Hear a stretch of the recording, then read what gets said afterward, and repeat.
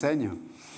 Ce soir, je vais parler de la conscience, qui, très souvent dans le Nouveau Testament, parce que ce mot n'apparaît pas dans l'Ancien Testament, mais la conscience souvent est associée au cœur et à la foi. Ce sont trois éléments qu'on retrouve très souvent dans le Nouveau Testament. La conscience, le cœur et la foi. Et pourquoi parler de la conscience? Parce que je voulais l'associer au côté pratique, c'est-à-dire avoir une foi simple. Donc, pour avoir une foi simple, il faut que la conscience, et la conscience c'est quoi? C'est, en grec, je ne vais pas rentrer dans les détails, mais en tout cas, ça signifie voir à l'intérieur de soi. Tu sais, c'est comme... tu prends de la hauteur, tu sais, quand tu veux voir quelque chose dans toutes ses dimensions, tu prends un peu de hauteur et tu vois une chose. Mais de la même façon, la conscience, c'est ce qui prend de la hauteur, ce qui fait que tu as une conversation avec toi-même, la conscience, et qui te permet de jauger ce que tu vis, tes motivations, tes actions, tes pensées, même les plus secrètes. Aussi, la conscience est reliée au cœur, et le cœur, on sait que c'est ce que l'on est en vérité. C'est ce que tu es, le cœur. Donc, la conscience est liée à l'être profond que l'on est. Donc, dans la conscience, il y a une partie que l'on visible, une partie invisible. En tout cas, une partie que l'on discerne et une où on ne discerne pas. Mais ce qui est intéressant, c'est que dans Hébreux 9, 14, on va lire le passage ensemble, et il y a plein de passages qui parlent de la conscience dans le Nouveau Testament, mais dans Hébreux 9, 14, il dit, mais combien plus le sang de Christ, qui par un esprit éternel s'est offert lui-même sans tache à Dieu, purifiera-t-il votre conscience des œuvres mortes, afin que vous serviez le Dieu vivant? Donc, on peut voir que l'auteur, dans ce passage, nous parle du sang du Christ qui a coulé quand il était à la croix. Et ce sang qui a coulé est l'image, enfin, et pas l'image, en tout cas, est la réalité, parce que les sacrifices étaient une image, mais est la réalité de ce pourquoi on faisait couler le sang des sacrifices dans l'Ancien Testament. Et là, il dit que ce sang a le pouvoir, a la capacité de purifier notre conscience des œuvres mortes. C'est quoi les œuvres mortes? C'est comme des couches qui sont en nous, dans notre être, qui font que des fois on peut être dans la confusion dans nos motivations, on peut être dans la confusion dans nos actions. C'est ce qui aussi paralyse notre volonté. Vous savez que la conscience, c'est elle qui donne une direction à la volonté, en fait. C'est comme elle te donne une direction à la volonté, la conscience. Mais si elle n'est pas purifiée, la volonté va avoir une mauvaise direction. C'est pour ça que dans Romains 7, vous vous souvenez, Paul va dire, mais les choses que je sais que je dois faire, je ne les fais pas, et les choses que je sais que je ne dois pas faire, je les fais.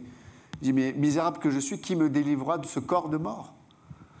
Mais là, l'auteur nous ramène à cette réalité, c'est que le sang de Christ est capable de purifier notre conscience. Alors évidemment, il n'y a pas une bouteille qu'on cache dans l'église avec du sang du Christ, puis on te le met sur la tête et non, c'est pas physique, c'est spirituel. C'est-à-dire que et comment on peut appliquer cette réalité spirituelle, c'est par la foi. C'est pour ça que je vous ai dit tout à l'heure que trois choses sont souvent liées dans le Nouveau Testament. Il y a le cœur, l'être profond que nous sommes. Il y a la conscience, mais la foi. Pourquoi? Parce que la foi, c'est la main invisible que chacun d'entre nous on a, qui permet de prendre la parole de Dieu que l'on entend, de la croire. Et c'est ça qui permet d'appliquer tout ce que Dieu a fait à travers Jésus-Christ dans nos vies. Et c'est pour ça que l'auteur nous rappelle que le sang de Christ, donc la connaissance du fait que le sang de Christ a été coulé, cette connaissance fait que nous croyons que ce sang s'est chargé de tous nos péchés et des conséquences du péché. De tout le mal que j'ai pu faire, de tout le bien que je n'ai pas fait, de toutes mes motivations qui sont tellement on aurait honte. Vous avez la conscience, là, la sixième sens, là. J'ai senti que mon ordinateur allait passer... bon, après, on aurait pu faire un nouvel ordinateur pour les nouvelles années, mais Yvan Gonzalez ne serait pas d'accord. C'est le responsable de la comptabilité de l'Église. Mais l'idée, c'est que par la foi, donc, on se saisit de cette vérité. Dieu dit, mon sang qui a été versé il y a 2000 ans est efficace et puissant. Et il a plus de valeur pour effacer nos péchés. Parce que si tu ne le crois pas, ta conscience est remplie d'œuvres mortes. Ces œuvres mortes qui, intérieurement, t'amènent à te justifier ou à te condamner. Combien de gens aujourd'hui sont des chrétiens, je parle même, mais n'ont pas leur conscience purifiée, ils sont dans la culpabilité. Peut-être ils ont subi des choses enfants, ils ont été peut-être violentés ou abusés ou rejetés, ou tout simplement ils n'étaient pas le préfet ou la préférée, et ils vivent aujourd'hui dans la culpabilité. C'est terrible, hein? Tu peux être victime et en même temps, ta conscience te dit que tu es coupable. Les œuvres mortes qui font que on désire tellement être aimé, on désire tellement être accepté, on désire tellement être plaire. Les œuvres mortes. Ces œuvres mortes qui font qu'on est dans l'action pour essayer d'être aimé de Dieu, sans jamais pouvoir y arriver. Les œuvres mortes qui font que jamais dans ta conscience, tu as la paix. Jamais. Aucune paix. Hein, à cause de ta conscience. Mais l'auteur, là, nous dit quoi?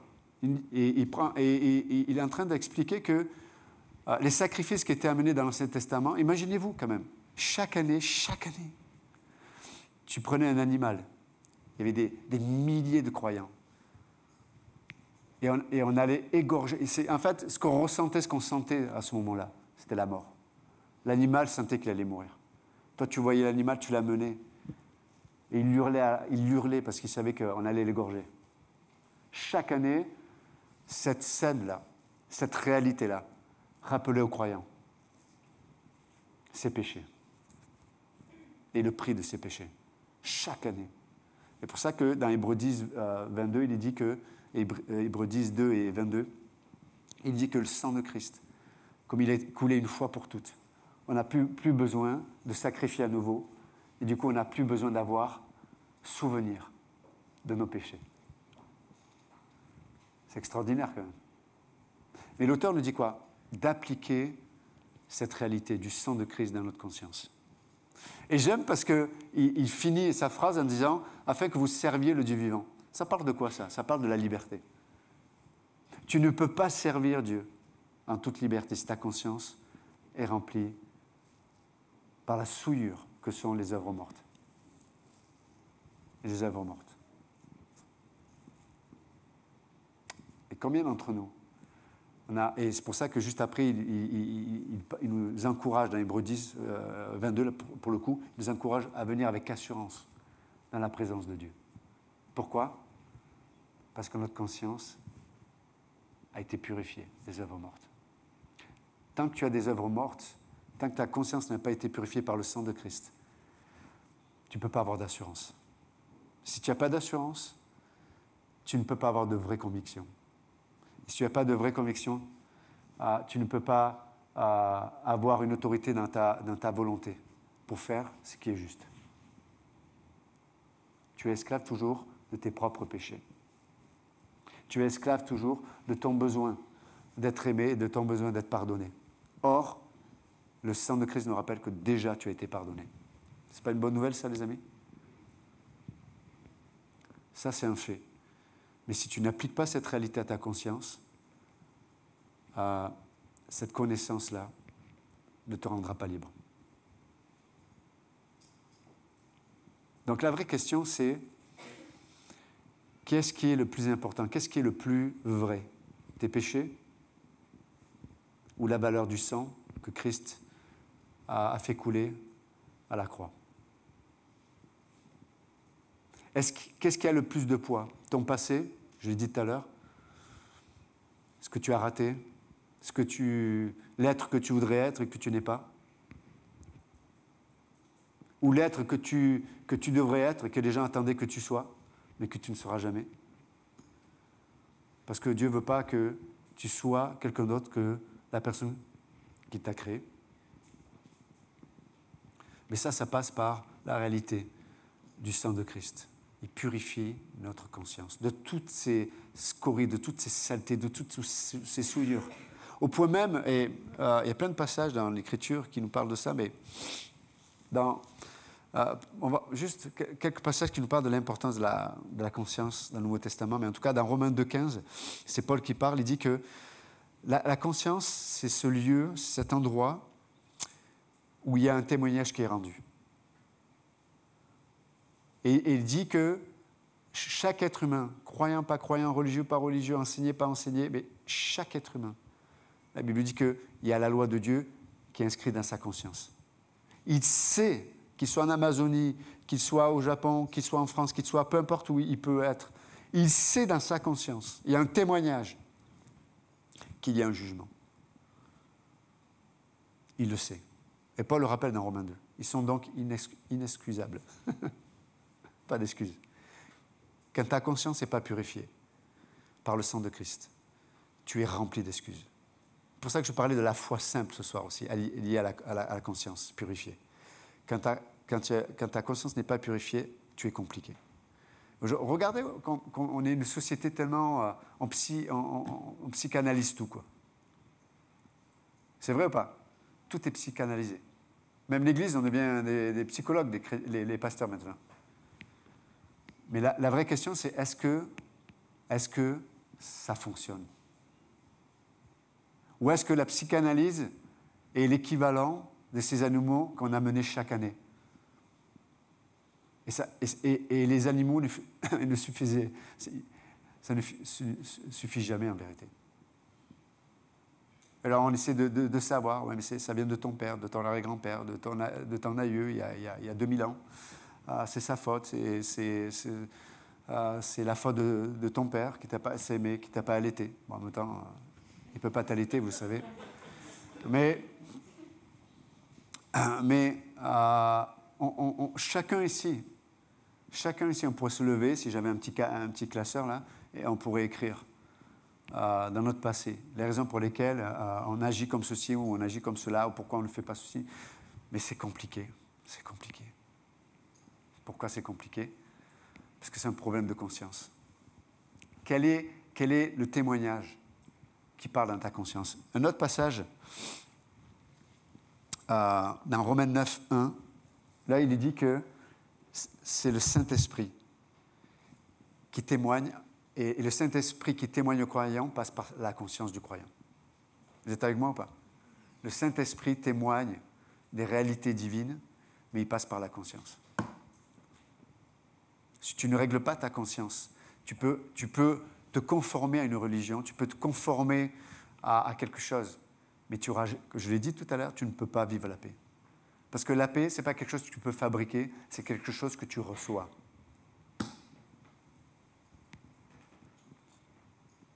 Et c'est par le sang de Christ. Tu veux être libre de ce que les gens t'ont fait? Tes parents, gens de ta famille, des collègues, si tu veux être libre de tout ça, laisse le sang de Christ purifier ta conscience. Et arrête de vivre dans les excuses des œuvres mortes. Elles ne pourront jamais t'amener le repos. Jamais. Elles vont t'amener un fardeau qui, à terme, tu ne pourras plus jamais, tu ne pourras pas le porter, ce fardeau. À terme, il va te détruire. Appliquer le sang de Christ sur notre conscience, ça simplifie les choses. Simple.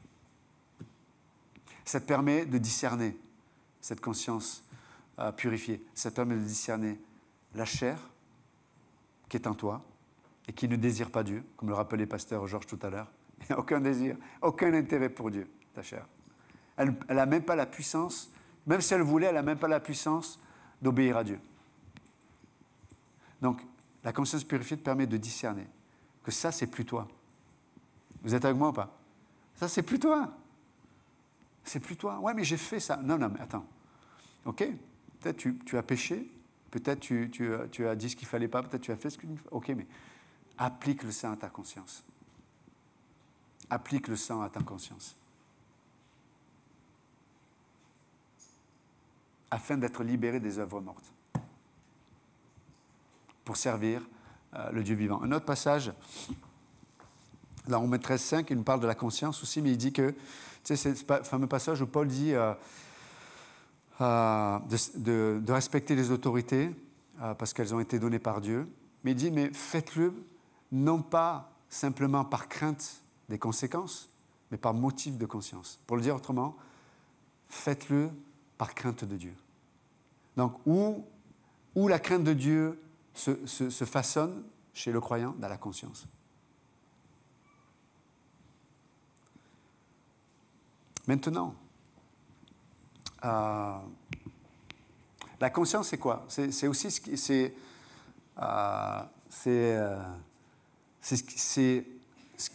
qui relie l'être à lui-même et aussi à l'extérieur. Et souvent, on a cette expression, bon, même nous, on a pu le dire, hein. Mais j'étais inconscient, je n'avais pas conscience de ce que je faisais. On a tous dit peut-être cette expression, mais tout simplement, ça signifie quoi? Ça signifie que ce que je pensais, ce que je vivais, ce que je disais, mon être intérieur n'était pas connecté à la réalité. La conscience. Intéressant quand même. Qu'est-ce qui fait que je peux être connecté à la réalité? Qu'est-ce qui fait que je peux être sensibilisé? Par exemple, quand Dieu dit que tu fais un pacte avec tes yeux, par exemple. L'Écriture nous encourage à faire, je fais un pacte. Voilà. Et il y a un démon de pupitre. Normalement, il est serré là. Mais j'ai peur maintenant. Ma conscience est marquée là. Mais qu'est-ce que je disais? Ah oui, très bien. Par exemple, l'Écriture nous encourage nous enseigne à avoir un pacte avec nos yeux. Ça veut dire que je choisis librement de ne pas regarder certaines choses. Parce que ce que je regarde, ça va marquer mon esprit, oui ou non? C'est un homme, il voit un décolleté, hop, je suis comme ça. Mais il y a le moment où il regarde le décolleté, mais après il va devenir scénariste, vous savez, dans sa tête. Qu'est-ce qui fait que je n'ai pas besoin de lutter avec les conséquences de l'image? C'est, je fais un pacte avec mes yeux. Je vois quelque chose, hop, je me détourne. Comme ça, je n'ai pas besoin de traiter les images que je vais me faire plus tard. Vous comprenez? C'est un exemple. Une femme, elle va se détourner de l'attente des fois qu'elle peut avoir sur son mari, par exemple. Parce que quand tu as une attente, je vous l'ai déjà dit, quelqu'un qui a une mauvaise attente, il va pinailler sur tous les petits détails. Il va chercher toujours la petite bête. C'est vrai ou pas? Pourquoi? Je cherche la petite bête pour justifier le problème du fait que j'attends que l'autre soit ce que j'attends qu'il soit, mais je n'accepte pas le fait qu'il soit qui il est. Vous m'avez suivi ou vous ne m'avez pas suivi? Ok. Donc, mais tout ça, ça vient de problèmes de conscience. Donc, l'Écriture nous dit quoi? Il dit que chaque fois que tu appliques la parole de Dieu, chaque fois que tu crois Dieu, chaque fois que tu appliques la grâce de Dieu dans ta vie, chaque fois que tu tombes, tu te relèves. Mais tu ne te relèves pas juste de dire c'est pas grave, il n'y a pas de problème. Non. Tu dis waouh, c'est vrai, oui, il y a eu le péché, mais ce qui m'émerveille, c'est le sang de Christ. Quel Dieu glorieux.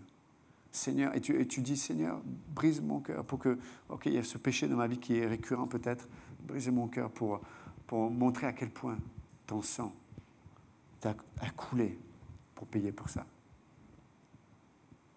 Et quand on écoute la parole de Dieu, on croit à Dieu et on applique cette grâce-là dans nos vies, qu'est-ce qu'il fait? Ça aiguise notre conscience. Une conscience aiguisée, c'est quoi? C'est une conscience qui est conscience de ce qu'elle vit dans le présent. Vous êtes avec moi ou pas? Donc du coup, tu es relié par le Saint-Esprit de dire, ok, alors ça, Dieu dit que c'est important. Et dans ta conscience, ça va être important. Et donc, comme je l'ai dit tout à l'heure, la conscience, elle donne une direction à la volonté. Et donc, comme dans ta conscience, tu es aiguisé, c'est important, tu vas prendre des décisions liées à la réalité que le Saint-Esprit témoigne à ta conscience.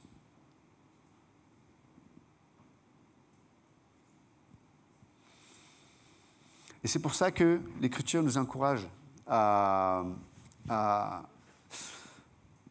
laisser le sang de Christ, à appliquer la réalité de l'œuvre de Jésus-Christ à notre conscience. Et si vous lisez 1 Corinthiens chapitre 8, 1 Corinthiens chapitre 10, Paul, vous savez, il parle de la conscience faible. Il y a des croyants qui, concernant les viandes aux idoles, il dit, ok, vous avez la connaissance. Vous savez que derrière cette viande, c'est pas magique, il n'y a pas de Dieu. Cette viande ne te relie pas aux idoles, parce qu'il n'y a pas d'idole. Il n'existe pas, il n'y a que Dieu qui est le seul vrai Dieu. Donc, parce qu'à l'époque, vous savez, il y avait ces sacrifices faits aux idoles, et puis après, les gens pouvaient aller manger une viande qui était moins chère. Mais elles étaient vendues au marché, ou alors tu pouvais aller carrément, il y a des croyants, Paul le dit, il y a des croyants même qui allaient les manger dans le temple. Ils s'en foutaient, ils avaient faim, tiens, la viande n'est pas chère, elle est bonne. Ils savent que c'est rien. Mais il y avait des croyants qui avaient une conscience faible. Pour eux, cette viande, elle faisait exister ou elle faisait communier celui qui la mangeait avec l'idole. Et donc pour eux, c'était une occasion de chute. Leur conscience dit non. Ils n'avaient pas la connaissance qui libère et qui fait que, voilà, manger la viande, ça ne te crée pas un lien. Il y en a qui font... c'est l'heure, non? C'est minuit, c'est ça? Ok. Vous êtes avec moi ou ok. De pleine conscience avec moi? Ok. Donc, ils étaient reliés, donc du coup, ils savaient que cette viande, il n'y avait aucun lien avec les idoles. Et du coup, Paul dit, mais ils ont une conscience qui est faible. Ils ont la connaissance de la parole de Dieu n'est pas encore pénétré leur cœur. Et pour eux, c'est une occasion de chute. Donc, Paul dit, mais non, ne faites pas de votre liberté une occasion de chute pour les frères. Non. Après, il est parlé dans 1 Timothée 4.2, on peut avoir une conscience qui devient insensible. C'est intéressant aussi. Elle perd toute sa sensibilité. Littéralement, je ne sais pas si je l'ai noté, mais... non, je ne l'ai pas noté.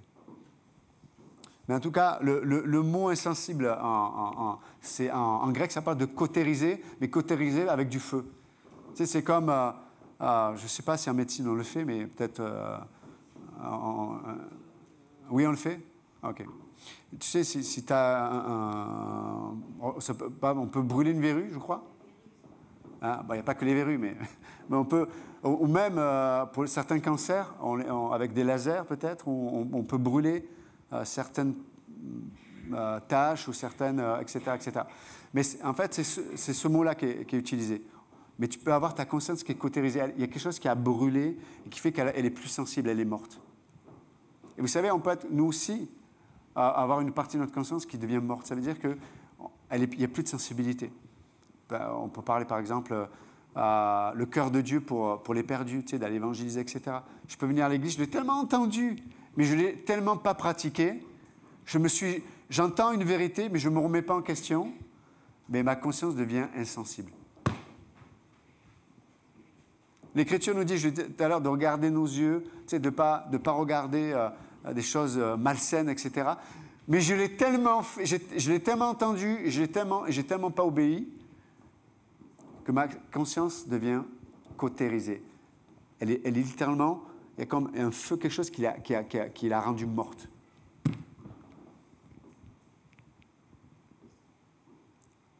On devient sourd à la parole de Dieu. Prions que Dieu, s'il y a des domaines de nos vies où notre conscience est cautérisée, prions que Dieu amène la vie dans ces domaines-là. Et vous savez comment, le seul moyen pour ramener la vie, là où ça a été cautérisé, c'est le brisement, la repentance. et commencer à obéir à Dieu. Peut-être tu vas échouer, mais tu te relèves et tu dis non, je ne lâcherai pas. Seigneur, je veux que tu réanimes ma conscience dans ce domaine-là.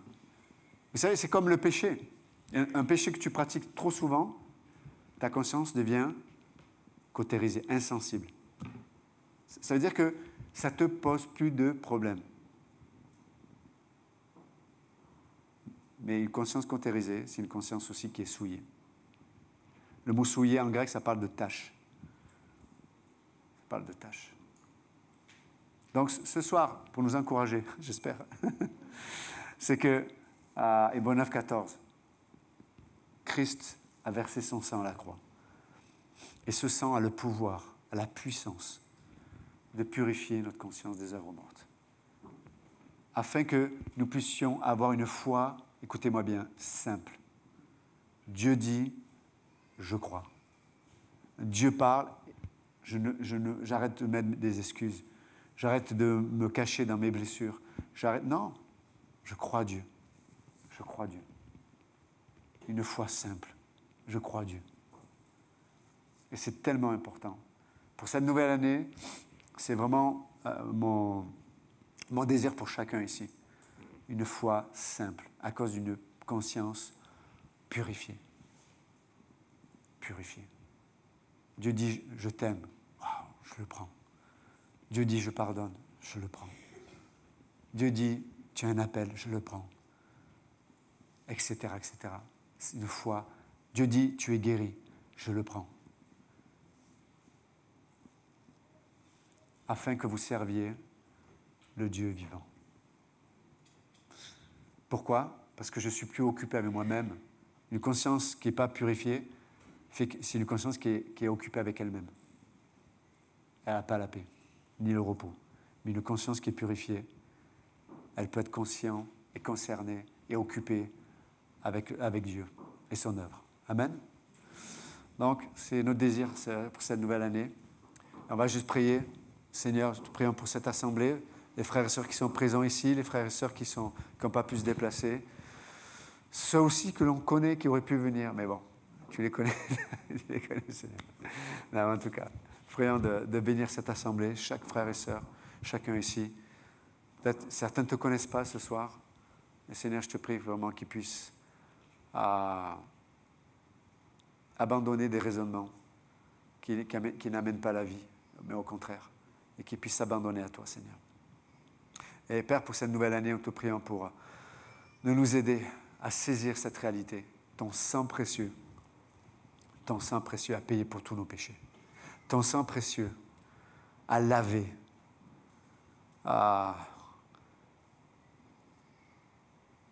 même l'effet du péché des autres sur notre propre vie. Merci notre Dieu. Aide-nous à laisser ton sang purifier nos œuvres mortes, afin que nous puissions être libres de te servir, toi le seul vrai Dieu. Te prions pour ça, Seigneur. Aide-nous à être dans cette foi du coup simple, où nous te croyons, où nous te suivons, où nous t'écoutons. Et nous pouvons nous abandonner à toi. Merci notre Dieu. Tu es le bon berger. Et nous pouvons te faire confiance. Parce que lorsque nous sommes concentrés, focalisés sur toi, notre grand berger, on peut enfin entendre ou réentendre ta voix qui nous appelle par notre nom. Merci Jésus.